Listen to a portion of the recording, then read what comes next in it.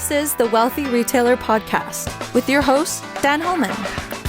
Every episode, Dan talks with a variety of retail experts, owners, managers, and so much more, sharing their expertise, their experiences, and the retail topics that matter to you, the independent retailer.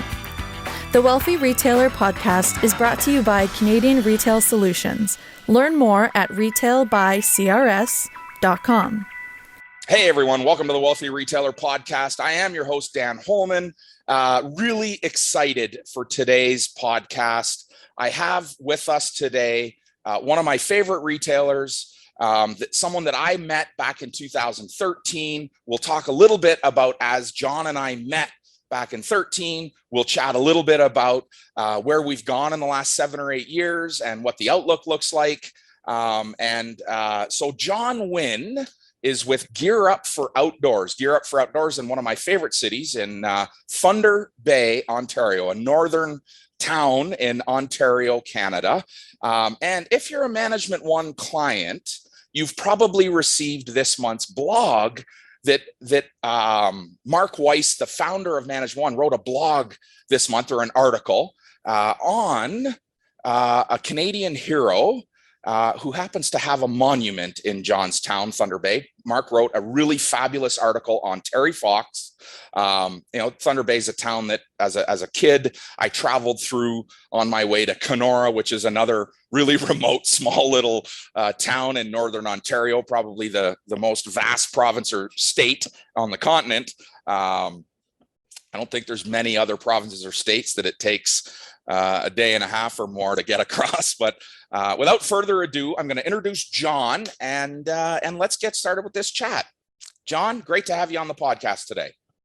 Thanks very much, Dan. And it is a big province. I just went down to visit my dad in Huntsville, and that was 16 hours from here, and then another 4 hours to Toronto. So we have over the years, we had many customers flying in from Europe to Toronto to pick up a Canada Goose Jack, and they said, well, I'll just get in my car and drive up and pick one up there. And I said, well, do you realize it's 16 and a half hours? And they're going, oh, I had no idea, because you you can drive across Europe in the same time. I know, it's funny. U.S. clients that I talk to, or just even in general conversation, people don't really recognize how far it is from the southeastern tip of Ontario to the northwestern tip of that same province. As a child, I remember going to see family in Kenora, Ontario, which is still a good ways from you, Jon. But, us living in southwestern Ontario, it was a 24-hour drive, nonstop to get to Kenora as we made our way from Thunder Bay over to Dryden and then Kenora. It's a vast province. It was always funny because when I was a kid growing up in Toronto before we moved up here, my parents always said, well, the longest street in the world is Yonge Street. And, you go from number 1 Yonge Street, which is at the Gardner Expressway, and all the way ends up in Emo, Ontario, which is the longest street in the world. Yeah. Yeah. Spelled Yonge, not Young. Right. It is.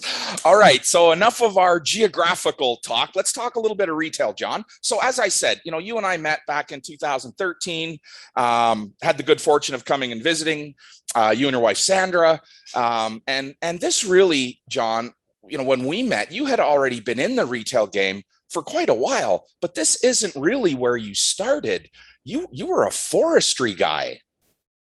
Yeah, I graduated many, many years ago. I don't want to tell my age there, but I went to a boys' private school in Toronto where they try to groom you to go to Queen's or U of T or McGill, and I bucked the system and went and took my degree in forestry at Lakehead, and I think I'm the only alumni from St. George's College that ever went to Lakehead. But I had an experience in '76. I did part of the Olympic torch run, and at that time you had to be 16 years of age, and I was a junior. You were become a junior ranger, and they would like to get all the kids from Southern Ontario up to Northern Ontario, and all the kids from Northern Ontario down to Southern Ontario. So I ended up being in Thunder Bay, and I came back on the train at that time and told my dad when I arrived at Union Station that I was going to take forestry, and he was absolutely in shock when I told him that. And I pursued my career in forestry, and managed to get a job in the forest industry in the field of selling. So we sold lots of tree planting equipment and soil sampling and weather and hydrology equipment all throughout Ontario, and also in Minnesota, Michigan, Wisconsin. And my partner, or my boss at that time, wanted to set up a physical store in Thunder Bay, and my wife and I were 24 years of age at the time, and we said, let's do it. And my wife, I'll never forget, she says, I'm not moving to Thunder Bay unless I get a 50-50 share on this, because I'm not coming up to Thunder Bay to work for somebody else when her parents and everybody lived there. So we put together and cobbled an agreement together and came up and found a building, and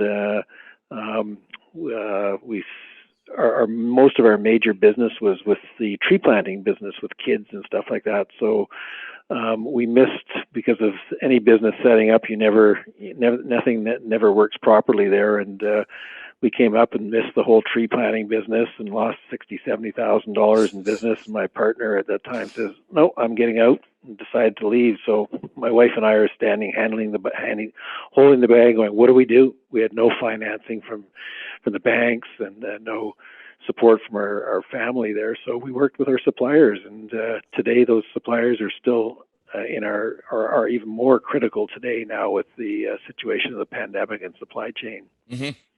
And so let's fast forward to the birth of Gear Up for Outdoors, your retail store today. What was the decision? What inspired you to open a retail store that steered? I mean, and when I met you, you're still doing lots of tree planting business, supplies as part of the retail presentation. But now, probably, I mean, in Thunder Bay today, the only true outdoor store. Am I correct? Mm-hmm. Yep. Yeah. There are specific like stores for runners, and there's stores for kayakers and canoers, but for outdoor, now that Atmosphere has left, there was nobody. Yeah. And so this is a great story. Let's pause for a second. You know, Atmosphere, for those of you that do or don't know, Atmosphere is part of one of the largest retail chains here in Canada. And Jon now has this feather in his cap that he, in fact, outlasted one of the big guys in his community. You know, Atmosphere early in the pandemic, Jon, mid-year last year. I think it was just in the spring that they, this summer, July, August, that they closed all their stores across Canada. Yeah. Yeah. But the writing was on the wall a long time ago. So I think, they went to those situations. They had big box stores, and I think that's what's, hurting a lot of businesses, not only them, but I'm sure others that just can't afford the rent and can't do customer service justice that we as a small business can. Right. And I'm going to say this, Jon, having been in your store many times, your store is not a lot smaller than what, an Atmosphere store is. The Atmosphere store in my town, or what used to be called a Sport Check store here, isn't a whole lot bigger than what your store is. Certainly, reminiscent of the full store that I remember starting with Gear Up. Lots of inventory, but not much bigger of a footprint than you. Maybe. No, I think a lot of it had to do with, they needed a footprint that they could, then they put a lot of support in with graphics and, displays and things like that. But the true equipment, they would portion it across the country. So you might have one or two carabiners, a couple of tents, a couple of sleeping bags, and then they would put in their own clothing brands and stuff like that, where, they were a company like ourselves do very well because we have the brand awareness, whether it's a Canada Goose or a North Face or our Terex. People demand that quality and that's, or the brands, and I think that's a true testament in any small retailer that's in the outdoor business there.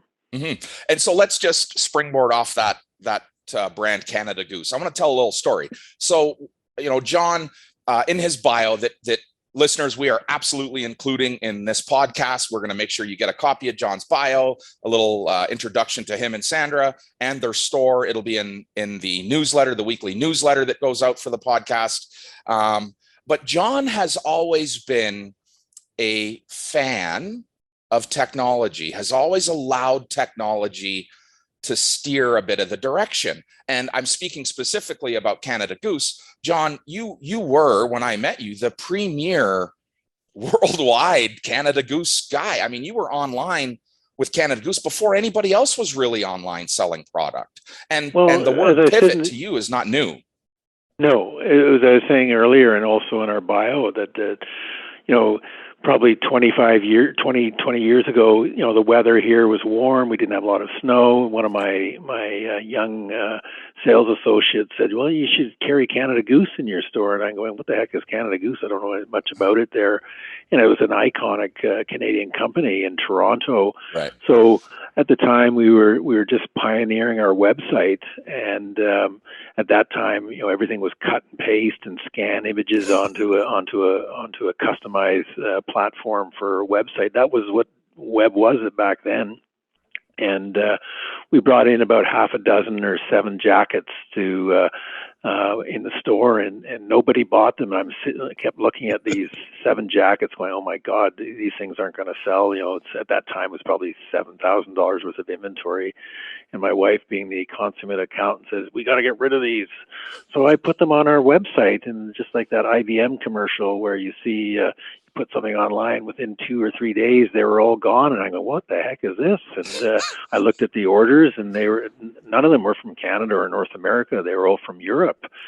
So I got back in touch with Canada Goose and ordered a few more of them, and sure enough, within a couple of days they were gone as well. And I go, wow, this is really crazy. So we got in touch, and we were just a new retailer at that time, so we got in touch with them, and we started to unload a lot of their legacy inventory, as you called it, a product that just wasn't selling at all, and put it on our website. And I was gobsmacked. It was just incredible, the amount of inventory, until a point that we were probably selling close to $1 million or plus a year into Europe.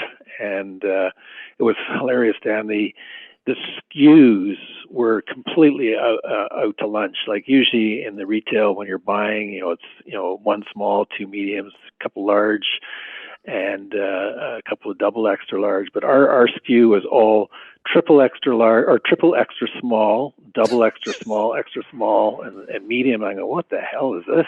What kind of? I found out afterwards through the power of conversation that it was all for women that were buying Canada Goose jackets, but fit down to a men's triple extra small. So we unloaded, thousands of garments into Europe, and then.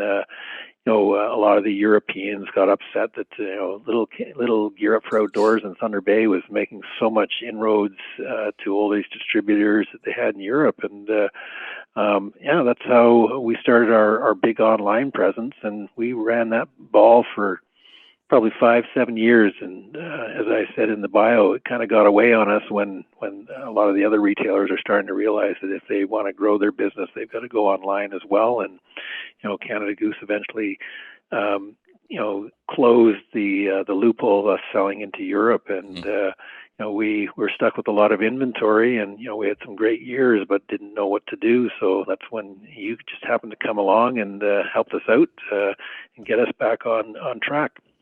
Yeah, and certainly, Jon, as I sort of alluded to in the opening of that sort of Canada Goose conversation, this is, pivot has been pivot. Not maybe my favorite word, but adapt, probably a better word for me. You're an adaptable guy, an adaptable business, and so here we are, several years later, 7 or 8 years later, 10 years later, and this pandemic hits, and here you are forced to adjust or adapt or pivot again.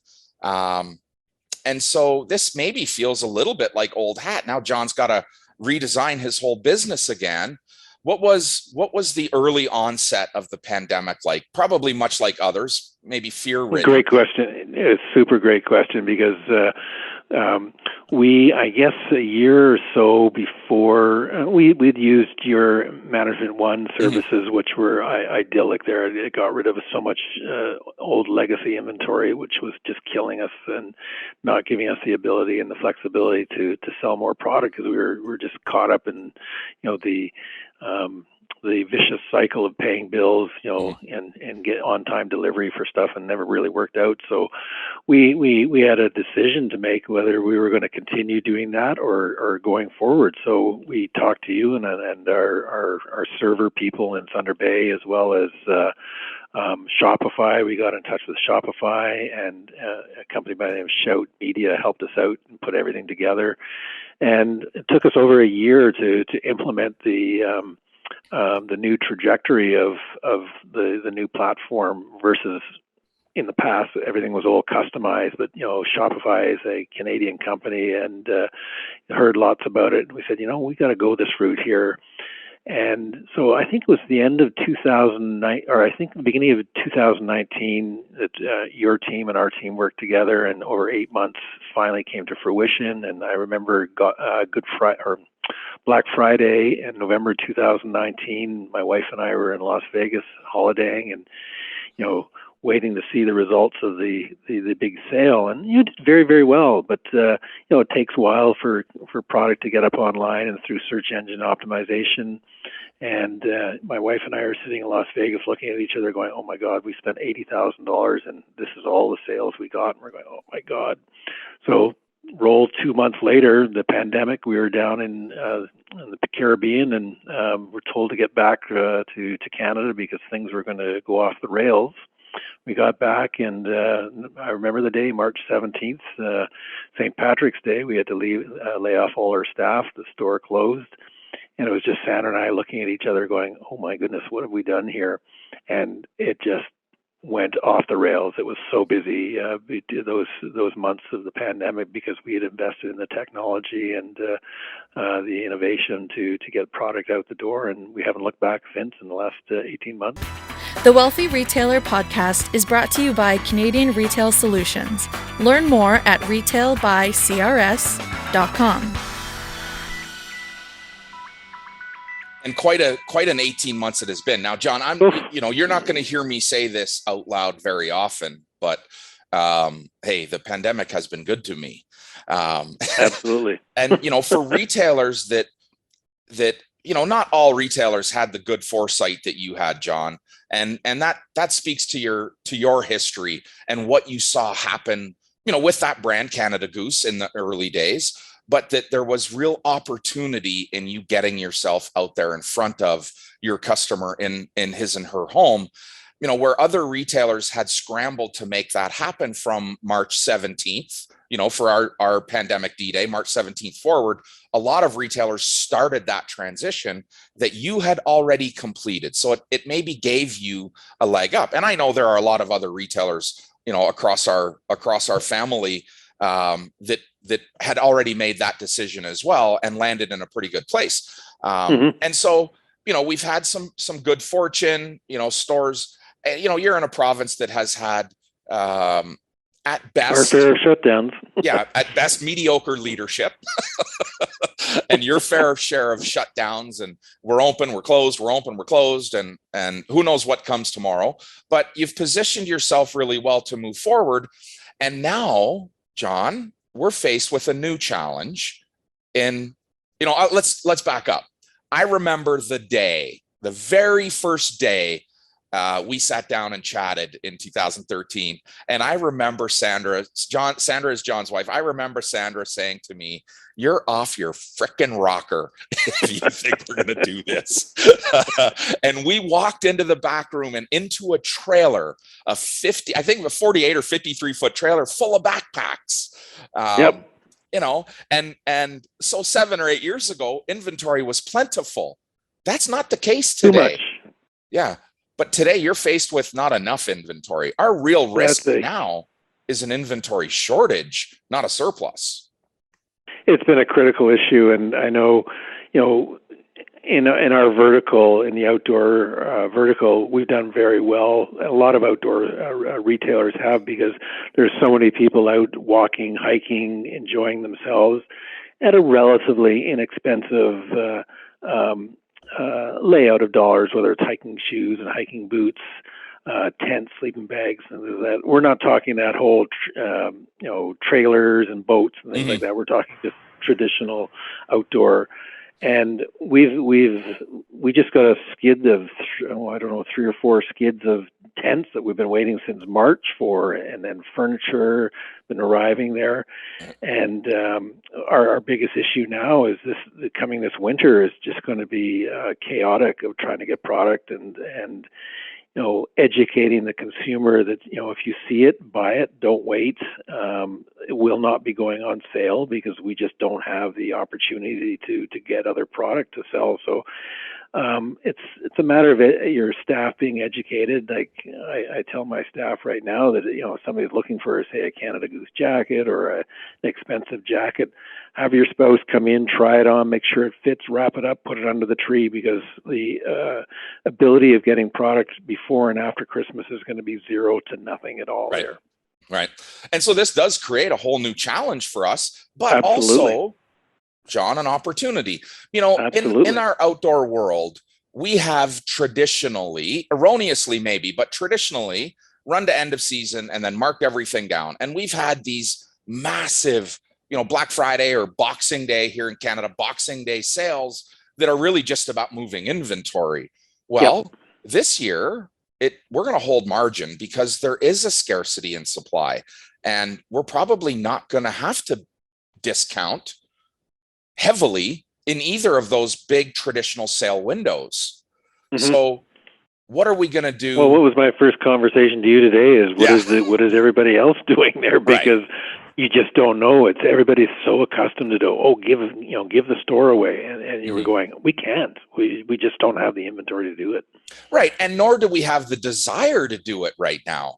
I think today, more so than ever, I love the idea that we're going to hold price through some of these bigger sale periods. I mean, even, looking at, what winter meant to us this past year, we were still able to hold price longer than we ever have. The same has happened for spring and summer. And I believe the same is going to happen for fall, winter 21 and 22. We're going to hold price because there is this scarcity of supply. I read an article this morning about, we're hearing a lot of this about the Long Point, I just drew a blank. Long Point, LA, the piers in LA or the ports in LA, Long Beach, California, that they're 8 weeks away from being able to clear up the vessels that are there now. And so 8 weeks from today puts us into the thick of holiday. What's that going to do to us? So we're already hearing from Merrill, from Keen, and many of our top-end suppliers, like the Vietnam is where most of the high-end footwear product, whether it be Solomon or Keen or Under Armour or Adidas, is coming through. And their factories have been closed for the last month, and they're looking at maybe opening up in the next week or so. But where is that pair of boots that you put your order in over a year ago sitting on the assembly line, if it is at all? If it is at all. And then your exact point of, when it's shipped out of Vietnam or China to Long Beach, California, or Vancouver, the pricing is also right out to lunch. I was just talking to a couple of suppliers the other day, and a year ago, a sea container of 40 feet was costing around $2,500 to $3,000 Canadian, landed into Vancouver. And this spring was up to $7,000, and just a week and a half, 2 weeks ago, that price is $23,800 for that same container. So, it's insanity about the pricing. Is we're having to be so conscientious of that, and a lot of the suppliers are coming to us and giving us price changes now, saying that we just can't hold these prices; it's too expensive. And how do you feel, John, about an inflation in price? How does that sound to you? Is that going to be okay to see prices sneak up a little bit? Well, we've been doing it on a regular basis, a little bit at a time, just because we know that this is happening there. And it's basic economics, supply and demand. Can we get the product? And if so, I'm not out to gouge anybody. Right. You know, we've been around for 35 years, and it's because of our honesty and integrity. But just to get product in, and because of going back to where we were talking about margin building, you know, we have, you know, in all the years that you and I've dealt together, we've always had this cash crunch situation, and we're in a situation now that we don't. So we're taking your good word about, you know, ATS lists, if they're even available, and opportunities to pick up product from companies that are going out of business or just can't afford bringing it in. So we're in that situation right now, and you know, anytime we can find something, we're picking it up, because God knows how long this is going to take, and I bet you probably fall of 2022 things might turn around there, but. Right.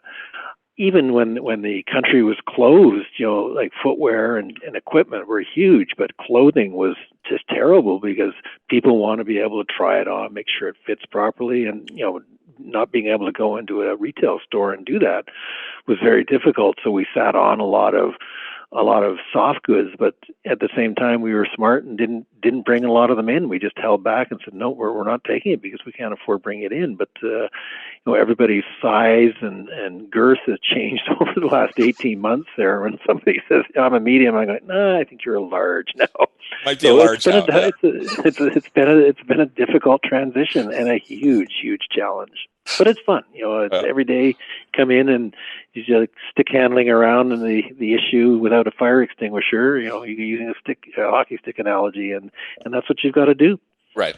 And do you foresee, do you foresee business coming back? You know, we talk about fall 2022. Do you foresee opportunity in spring to look at other categories that maybe are missing now in your city? Is there opportunity for expansion to other categories that, you know, we're going to see some attrition, John? Let's be honest. Without a doubt, we're going to see some attrition through this. Is there opportunities for Gear Up to look to other verticals that you haven't been in? I've been looking at it, but I'm so nervous. I don't like to be a nervous Nelly or anything like that, but do I go into canoes, which we don't know anything about, and then trying to get canoes and kayaks and stand-up paddleboards? And I always think of your kind words as, you know, you can't be everything to everybody there. You know, do what you do well and do what you do best there. And I think that's a tried and tested slogan that a lot of people use. But I think, you know, the world of retail as we all knew it is going to be completely different now. And, you know, a lot of people still feel very comfortable over the 18 months of shopping online, because that was, a lot of cases, was the only way to do it. And, you know, our website originally, you know, whether it's not only for buying, but it was an informational for people to get information, and they would come down and buy what they want, and they're gone. You know, that's the time saving, because everybody's time is so critical right now. Right. It truly is the most valuable thing that he or she has to give us. It's not their dollar, it's their time to come in and spend. And gosh, if we can get them in the store, then the dollar doesn't mean as much. You know, once we've got them, you know, our good service takes over. But it is about getting them in the store. And, you know, I do believe we're facing another perhaps traffic challenged period. You know, I know, you know, I'm in Alberta and we don't have the best reputation in the world right now. We have a few of them in our hospital. Yeah. And we are certainly challenged today. So I feel like there is still a pending disruption to our in-store traffic. I think we're going to see that. So there may be a bit of a revert back. Hopefully it happens before we get into the true holiday shopping season. But nonetheless, I think, John, you're a great example of someone who has, I'm going to say, rolled with the punches, and then gotten up and changed your stance along the way. And again, John, I have to tell you how much I admire you and your team. This isn't the first time you've dealt with challenge in your business. And I think time you've gotten stronger and stronger and stronger, to the point today that you and I can whisper and say, hey, you know, let's pat each other on the back. We've done a pretty good job getting through this. And in fact, maybe even a little bit excited for what the next 18 months has to offer for us.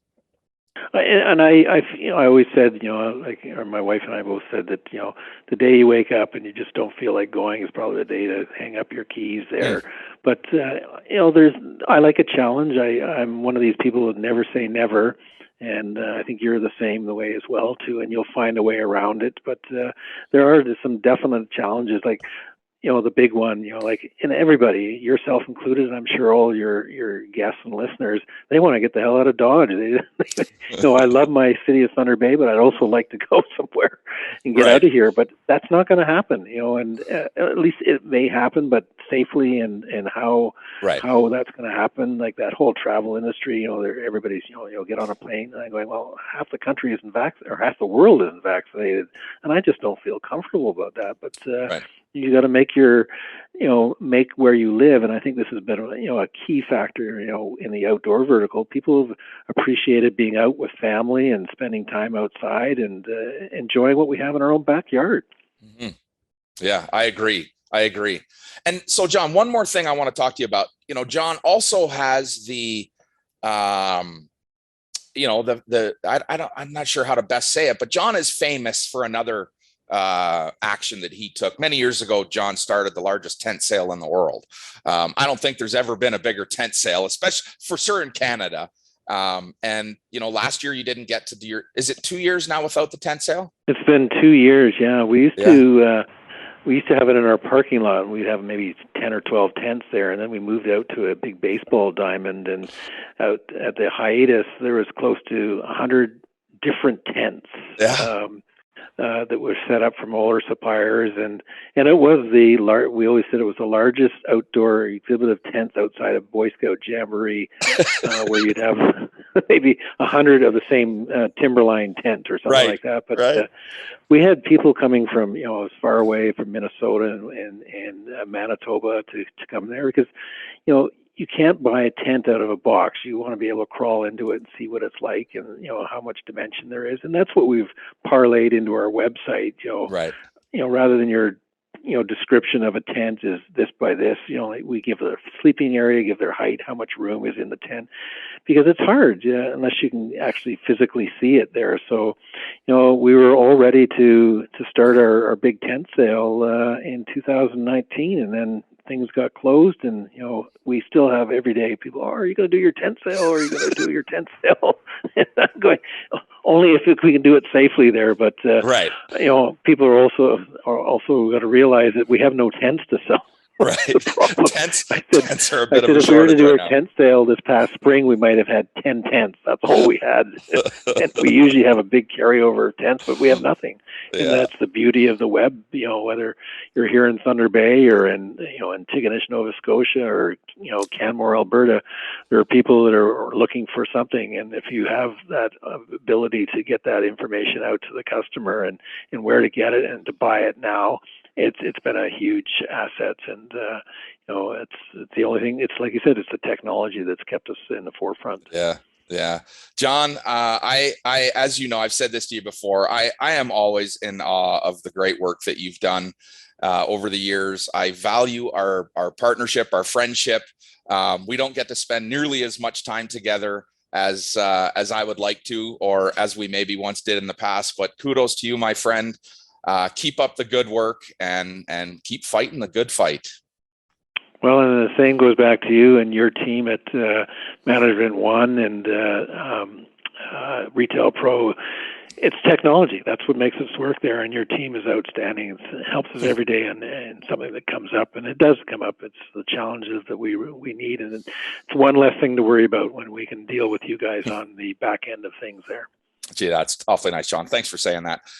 Retailers, I promise you this. I'm going to share Jon's bio. It's a great story. It will be in. If you haven't signed up for our newsletter, head over to retailbycrs.com. Catch that. Sign up for that newsletter. It comes out every Friday morning. Podcast comes out every Thursday morning. Jon, thanks very much again. Look forward to chatting with you soon. Be well, my friend. You too.